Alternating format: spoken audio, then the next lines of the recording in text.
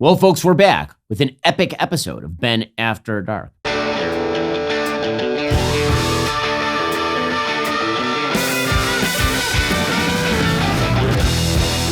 Well, guys, this week was one for the books. In fact, God's writing this season of Trump is frankly overwritten in purple.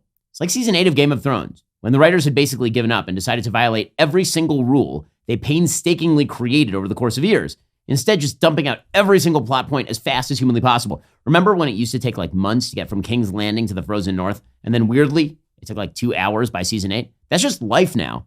Remember that time Jamal Bowman got ousted from Congress? That was less than 1 month ago. If I were to guess, Will Smith slapped Chris Rock, that was like last March at latest. Time is a flat circle, man. Since then, Joe Biden died in a debate. We had a 2-week show about whether he'd drop out, complete with a bunch of terrible interviews where the president appeared to be written by George Romero. Here's how you can spot a zombie. Look for someone who has a corpse-like appearance, exhibits aggressive behavior, craves human flesh, and utters incoherent moans and groans. Somebody tried to kill Donald Trump on stage. He selected a vice presidential candidate. Joe Biden got COVID, and now they're trying to dump him harder than Kristen Stewart dumped Robert Pattinson. Like a dog. It's like the head writer got into Hunter Biden's stash. Oh yeah, so back to that Trump assassination thing, which happened on Saturday. A dude tried to shoot Donald Trump in the head. This was, in fact, the scariest thing for the country since 9/11. Not like the time a bunch of people rioted at the Capitol and Democrats pretended that that was the worst thing since 9/11. This one actually was the worst thing since 9/11 because someone tried to shoot Donald Trump in the head. Instead, thank God, the shooter only hit Trump in the ear, giving the president the status of an actual badass pirate. Trump should put like a big hoop in it, get a skull and crossbones tatted on his chest. Not to mention, he's now like a human version of Splinter in Teenage Mutant Ninja Turtles, who also lost his ear in battle. Now, for those who don't know, Splinter escaped from a cage and attacked a monster who would eventually become Shredder, clawing at his face. In turn, Shredder sliced Splinter's ear off, leading to the formation of a team of Kung Fu Master Turtles.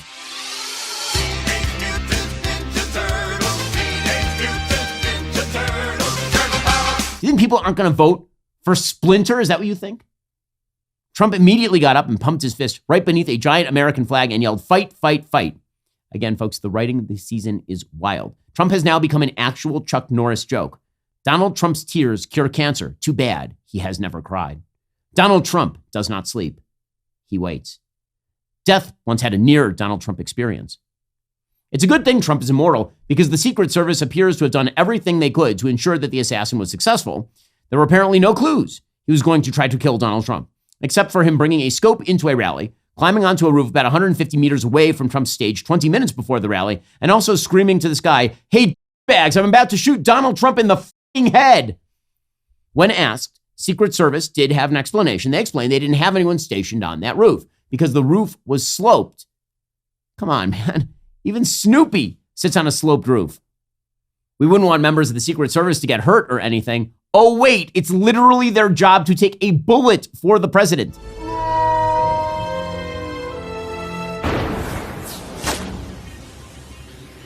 I haven't seen someone this scared of slight inclines since, well, like Joe Biden. Speaking of which, an assassin's bullet could not take out Donald Trump, but senility looks like it's finally taking out Slow Joe. After another spate of awful interviews, the Democratic machine began to rev up. Nancy Pelosi, aged 84, said Joe is too old to run again. That's like Justin Timberlake taking your keys because he's not sure you should be driving. Pelosi was joined by Chuck Schumer, who had to remove his entire head from Joe Biden's rectum in order to be heard, as well as House Minority Leader Hakeem Jeffries, who just wants to be left alone at this point. And it was asked to Joe Biden again, will you drop out of this race? And he said, depends. And they asked, depends on what? And he said, no, depends. Someone needs to change my diaper. You need Depend for discreet, effective protection, like this Depend undergarment. Now we're being told that Biden, who had said that there was absolutely no way in hell he would drop out, he might drop out as early as this weekend. You would think this is finally changing his mind, but that would assume he has a mind to change in the first place. Actually, somebody probably just went to Jill and offered her an honorary medical doctorate in exchange for the presidency. She's a podiatrist now. All of this leaves just one question left. Who will succeed Joe Biden? Apparently, Biden, in a final act of delicious betrayal, might not endorse Kamala Harris, who's about to learn that Willie Brown in 1994 has no impact on Joe Biden's decision-making. This means an open convention, with top Democrats competing to replace Joe Biden at the top of the ticket and the bottom of the polls.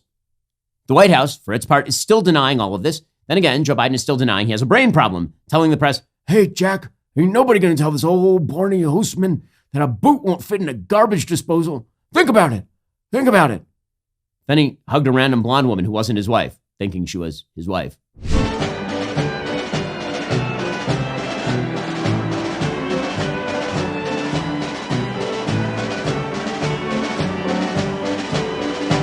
Well, we will find out soon enough what happens. And then we'll be on to the next iteration of this insane election cycle, which will presumably include Ellen Page resurfacing and becoming the Democratic nominee. Here's something I'm definitely not a fan of. That is inflation. Joe Biden's inflation. And that is why I rely on Pure Talk. Pure Talk is half the cost of other big phone providers. You might be thinking, what exactly is the catch? There's no way Pure Talk can offer unlimited talk, text, and plenty of data for just $20 a month. I say just ask the thousands of my other listeners who've already switched over. They are loving America's most dependable 5G network. They love Pure Talk's US-based customer service, their selection of premium phones, and the money that they're saving month to month. So what exactly are you waiting for? It's time to start supporting companies who share your values, like creating American jobs and supporting our veterans. It's time to switch your cell phone service to Pure Talk. Plus, with no contract and a 30-day money-back guarantee, you have nothing to lose. Visit puretalk.com/Shapiro to upgrade your cell phone service to America's most dependable 5G network and save an extra 50% off your very first month of coverage. That's puretalk.com/Shapiro today. Again, I rely on Pure Talk for all my cell phone needs. You should too. puretalk.com/Shapiro today. Save an extra 50% off your first month of coverage when you sign up. Meanwhile, the star-studded Republican National Convention went off like magic. President Trump showed up, ear wrapped like a Christmas present, and got a wild round of ecstatic applause. Honestly, he should have just used the Undertaker's entrance and popped right out of a coffin.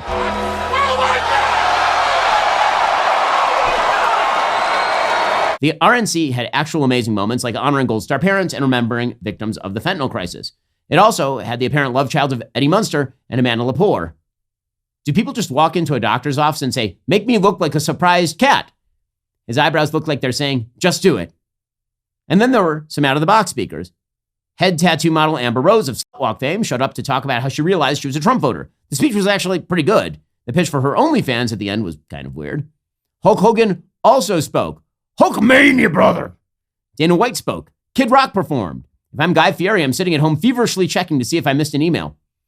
J.D. Vance was also appointed vice presidential nominee at the ripe old age of 39, which honestly I thought was illegal. I was under the impression you had to be old enough to have dated Betty Boop to be nominated to high office in America. Also, J.D. Vance has a beard, which means he's the first vice presidential candidate since Charles Curtis in 1932 to sport facial hair. And now he's the most famous beard since Sarah Jessica Parker. Then Trump spoke, and boy, was it a barn burner. The first 20 minutes were amazing, moving, incredible. And then he went another 73 minutes. His speech was longer than the Wagnerian ring cycle.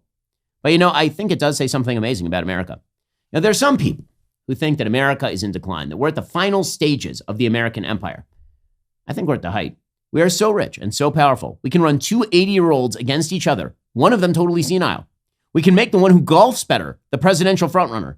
Then we can have him introduced by fucking Hulk Hogan, and then he'll speak for 93 minutes, and you will love it, because America. And if you don't like it, you can kiss our ass. We are the United States of America. No one should be surprised by the liberal celebrity response to something like last week's assassination attempt on Donald Trump. Time after time, they still find a way to make it disgusting. On Sunday, the band Tenacious D, which is Jack Black's attempt at creating comedic rock music, which is weird since he's no longer good at either comedy or rock. What the hell, bro? Took the stage in Sydney, Australia for their Spicy Meatball Tour and announced it was band member Kyle Gass's birthday.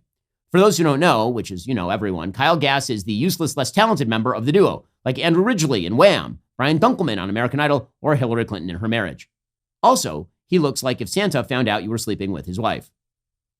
Well, he was presented with a birthday cake during their set. He was told to make a wish in front of the down-under crowd, to which he quickly responded, "Don't miss Donald Trump next time." That was just hours after the shooting that not only injured the former president, but also killed a firefighter. We haven't seen Gass that mad since they ran out of smothered biscuits at Hometown Buffet. The sad part is he just said aloud what many classless liberals were thinking. But not only did Australia respond swiftly, so did Jack Black. United Australia Party Senator Ralph Babbitt called on the Prime Minister to deport the musician for the remark. Jack Black, a fundraising Democrat himself, said he was blindsided and would never condone hate speech or encourage political violence in any form. And then, disappointing their dozens of diehard fans, Tenacious D canceled the entire tour and announced that future creative plans are currently on hold, while Gass's agent, who I have to imagine has a Stevie Wonder-like eye for talent, has officially dropped him, which makes the second time somebody dropped Gass after his mother dropped him on his head as a baby. This is probably no big deal to movie star Jack Black, but this means Kyle must return to his day job, making sure people pay 2 gold doubloons to cross his bridge. Well, the president of the United States is obviously falling apart. The US dollar may be soon to follow. Saudi Arabia recently ended its 50-year petrodollar deal with the United States. That does have the potential to weaken the American dollar. Since 1974, Saudi Arabia has sold oil solely in American dollars, which was huge for our global economic dominance. Now they're looking at other options. If there's less demand for the US dollar, what happens to its value? It's for reasons like this I feel it's important to diversify some of your savings into gold. You can do that with the help of Birch Gold. Right now, qualifying purchases by July 31st are eligible to get a one-of-a-kind, limited edition Golden Truth Bomb. The only way to claim your eligibility is by texting Ben to 989898. Protect your savings by diversifying away from the US dollar with gold. Text Ben to 989898. Birch Gold will help you convert an old IRA or 401k into an IRA in gold for no money out of pocket. Right now, qualifying purchases will get a limited edition Golden Truth Bomb. Text Ben to 989898. That's Ben to 989898 today. These are very uncertain and perilous times. Diversification is a smart investment strategy no matter who you are or where you are located in life. Text Ben to 989898 to ask your questions to my friends at Birch Gold and get started. And just when you thought America had taken all it could this week, singer Ingrid Andress proudly said, "Hold my beer." The 4-time Grammy-nominated country music star that I had never heard of was selected to sing the national anthem for Major League Baseball's All-Star Home Run Derby in Texas Monday night. It is safe to say she struck out looking.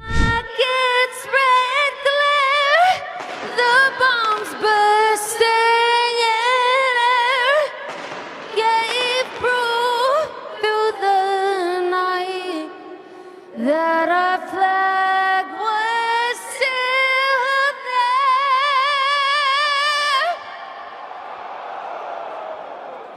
there. Ooh. Her rendition of the patriotic hymn was more tone-deaf than holding a Jeffrey Epstein Day at your local middle school. Wildly off-key, the 32-year-old rightfully received criticism for her missed notes on social media, including this hilarious tweet. Not a good week for ears. Let's blaming. Most critics immediately compared the performance to that of Fergie, of My Hump's infamy, for her jazzy attempt at the song back at 2018's NBA All-Star Game, which sounded like if the Hindenburg had a soundtrack. Gave through the night, that our flag was still there.